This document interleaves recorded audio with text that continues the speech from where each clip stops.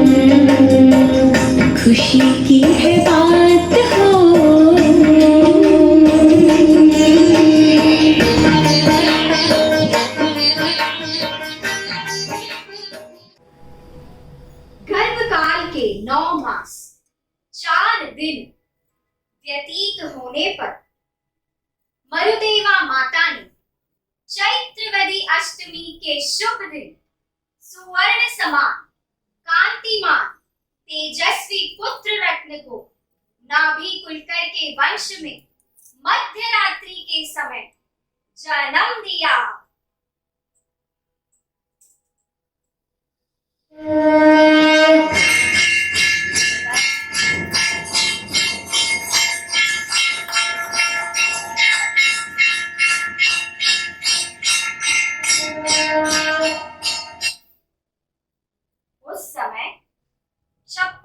कुमारिकाओं ने आकर शुचि कर्म का कर्तव्य निभाया और अमूल्य पुण्य उपार्जन किया।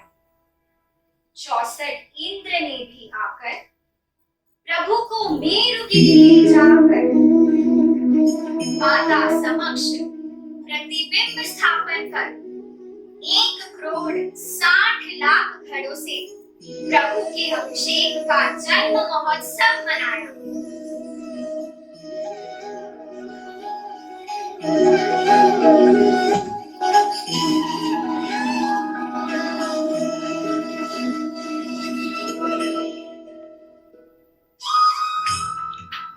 तत्पश्चात नाभि कुलकर ने प्रजा समक्ष प्रभु के नामकरण की विधि संपन्न की। हे प्रिय, अपने प्रथम स्वप्न में ऋषभ देखा जो कि अमूल्य समृद्धि और अक्षय धैर्य का प्रतीक होता है। तो इस कारण हम इस तेजस्वी बालक का नाम ऋषभ घोषित करते हैं।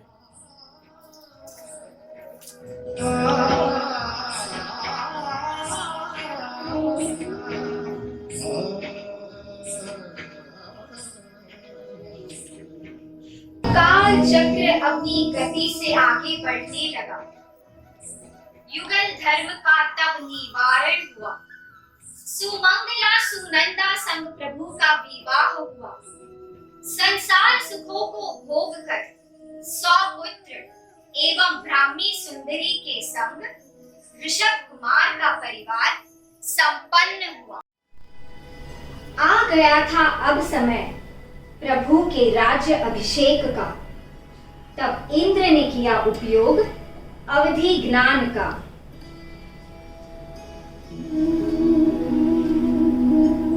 हे कुबेर, ये युगलिक बड़े ही सरल और विवेकी है, तो आप इनके विनय के अनुरूप 12 योजन लंबी वह 9 योजन चौड़ी विनीता नगरी की स्थापना कीजिए। तब इंद्र ने युगलिकों के संग मिलकर प्रभु के राज्य अभिषेक की विधि वहां संपन्न करवाई।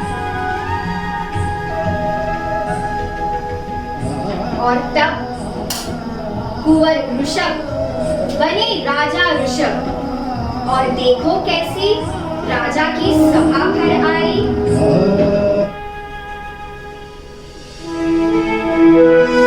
सोने की छड़ी, रूपे की मशाल, जलियन का जामा, मोतियन की माला, आजू से बाजू से निगाह रहे महाराजा धीराज, 3 लोक के स्वामी श्री ऋषभ देव पधार रहे हैं।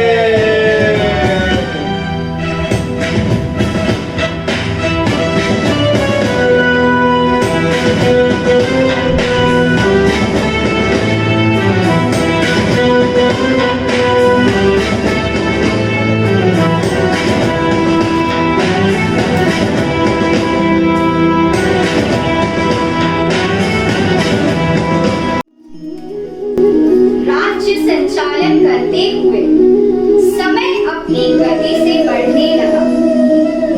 तब धीरे धीरे कल्प वृक्ष के फल नष्ट होने लगे।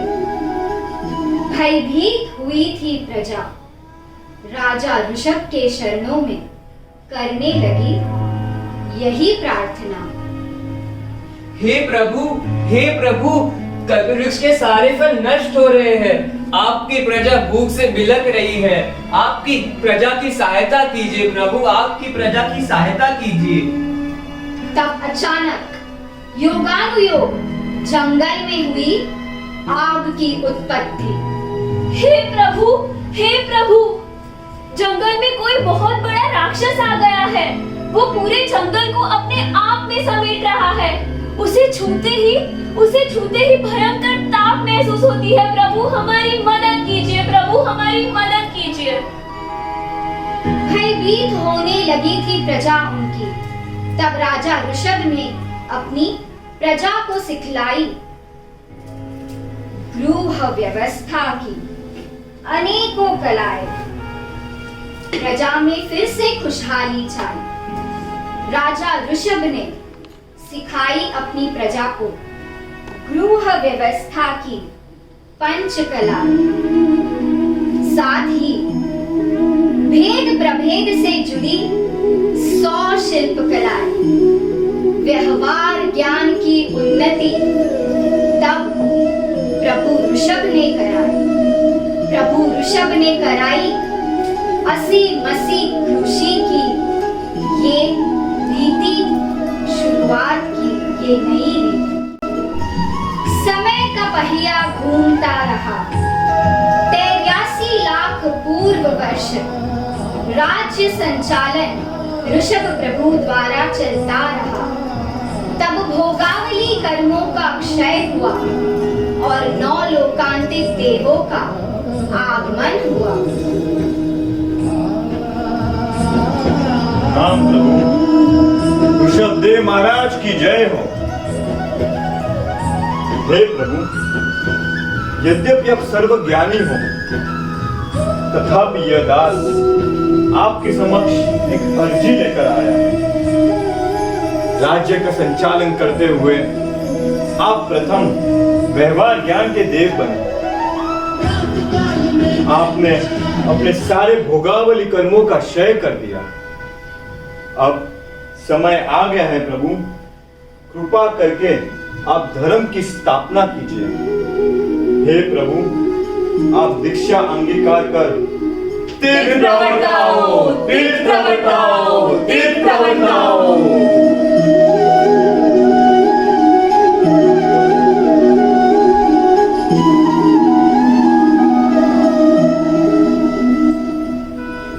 इस प्रकार कर देवों की विनती स्वीकार।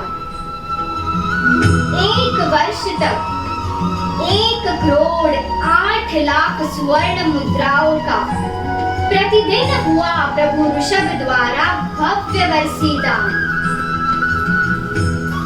आया चैत्रवदी अष्टमी का दिन, सुदर्शना शिविका पर होकर आरूढ़ भव्य वरघोड़े के संग सिद्धार्थ उद्यान में प्रभु पधारे। संसार के सभी सुखों का त्याग करके वस्त्र का त्याग, अलंकारों का त्याग,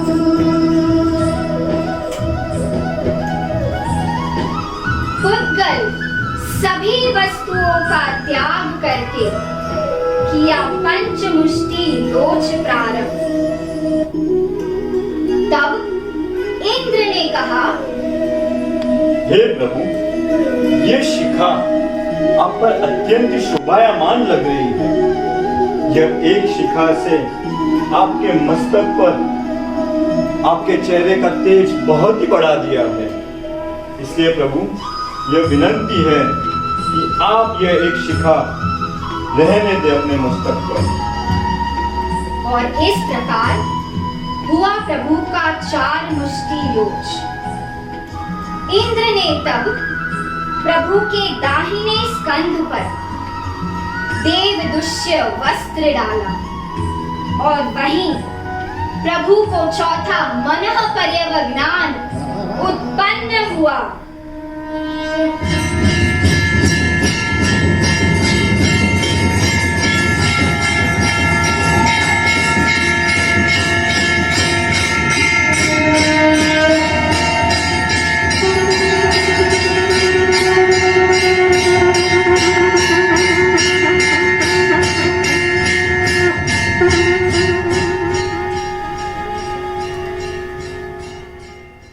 व्यवहार ज्ञान से परिचित थी प्रजा, परंतु सुपात्र दान का अब भी था अंधकार। जहां जाते प्रभु गोचरी बहरने, कोई बहराता हाथी घोड़ा, कोई बहराए सोना रूपा। करने लगे प्रभु धर्म लाभ का पोका। राजा ऋषभ मेरे घर पधारे हैं, मैं तो धन्य हो गया। प्रभु, इस दास की कोई हैसियत नहीं, पर फिर भी ये घोड़े स्वीकार कीजिए, ये आपकी यात्रा में लाभदायी होंगे। प्रभु को उन रथ का क्या काम, जिसके पास स्वयं हो संयम का रथ। फिर करने लगे धर्म लाभ का पोकार। हे प्रभु, मैं तो धन्य हुआ आप मेरे द्वार आए। आप 3 लोकों के स्वामी हो, फिर भी इन तुच्छ रत्नों को स्वीकार करिए प्रभु। जिसके पास संयम रत्न हो, उसको ये संसारी रत्नों का क्या काम। फिर आगे बढ़ने लगे, फिर किया धर्म लाभ का पोका।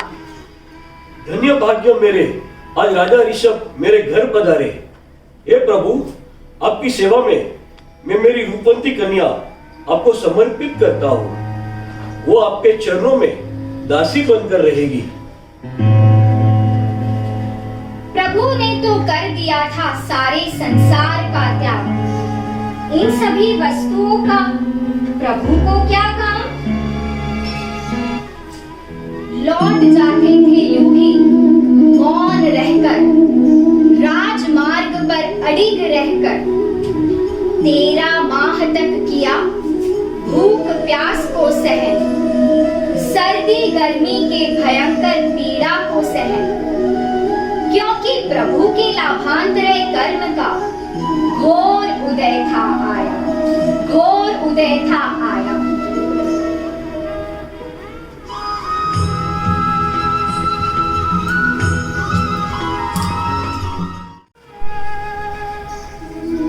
निर्जल उपवास करते हुए 13 माह पूरे हुए, हुआ प्रभु की आगमन हस्तिनापुर की नगरी में। बाहुबली के पौत्र राजा ऋषभ के परपौत्र श्रेयांस की नगरी में।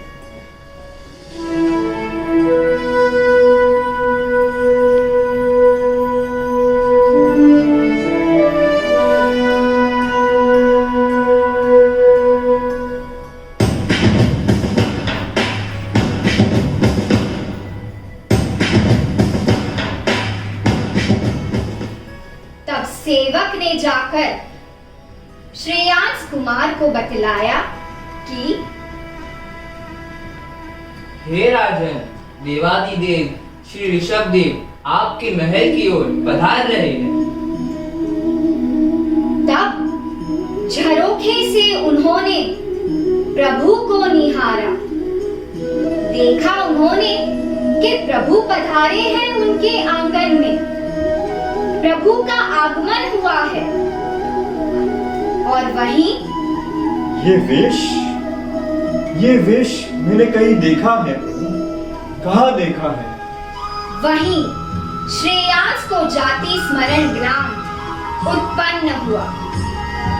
पूर्व रात्रि को उसी हस्तिनापुर की नगरी में देखे गए थे ये सुहावने सपने। उज्जवल बन गया मेरु पर्वत, श्रेयांस के अभिषेक से तेजस्वी बनाया सूर्य को भी श्रेयांस ने अपने हाथों से।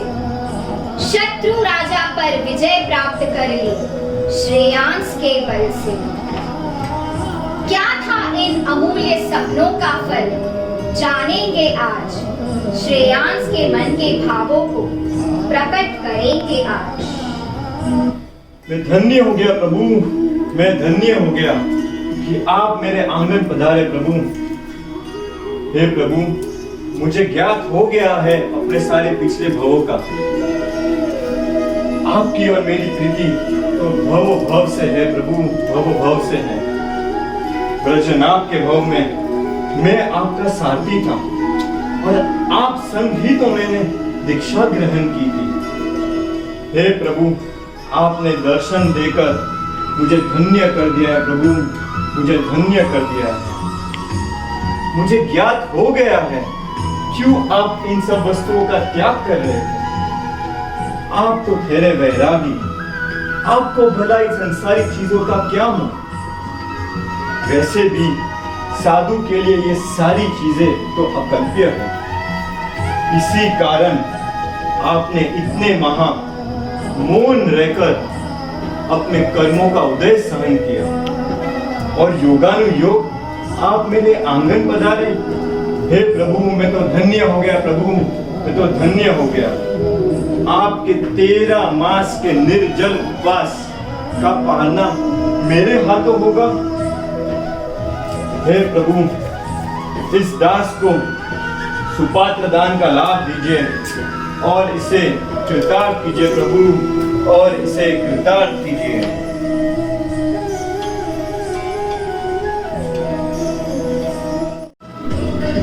13 मास के निर्जल उपवास का पालना तब दादा को करवाया राजा श्रेयांस ने।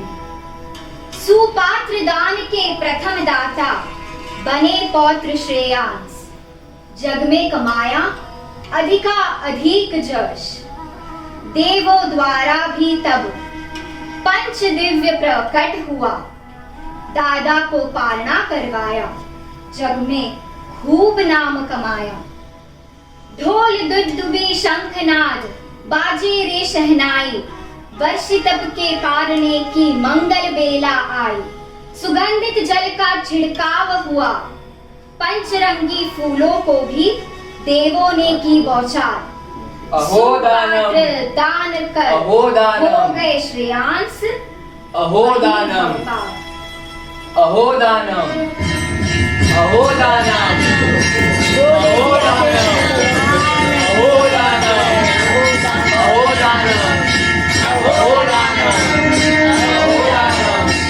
अहोदानम